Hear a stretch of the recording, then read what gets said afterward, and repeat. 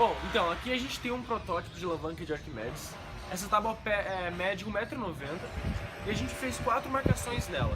Uma a 95 cm, seria na sua metade, uma a 40 cm, uma a 30 e outra a 20 para poder colocar o eixo de rotação. Utilizando as relações de momento de força, que é o produto entre a força, no caso o peso do Nicolas, da tábua e do objeto, vezes a distância em que ele se posiciona do eixo de rotação.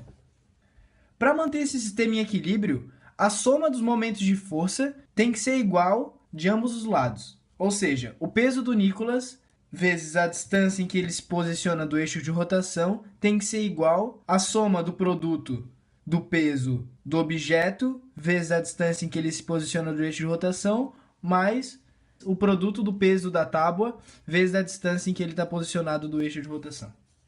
Então, no primeiro momento, o Nicolas está posicionado a 40 centímetros do eixo de rotação. Nós colocamos isso na fórmula para descobrir qual teria que ser o peso do objeto para manter o sistema em equilíbrio. Então, como vocês podem ver aqui, o objeto tem que pesar aproximadamente 221,6 newtons. No segundo momento, o Nicolas está posicionado a 30 centímetros do eixo de rotação.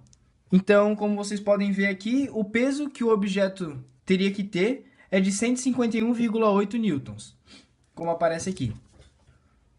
E no terceiro momento, o Nicolas está posicionado a 20 centímetros do eixo de rotação. Ou seja, para manter o sistema em equilíbrio, o peso do objeto deve ser de 90 newtons.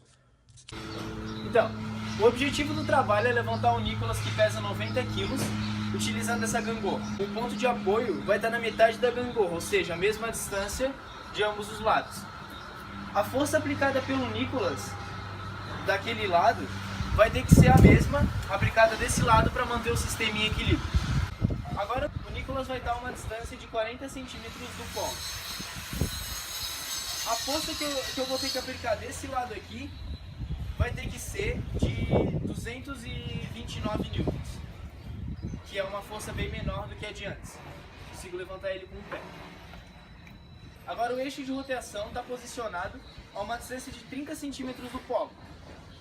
A força aplicada desse lado aqui vai ser 156,5 newtons para conseguir manter o sistema em equilíbrio. Eu consigo levantar ele com uma mão agora.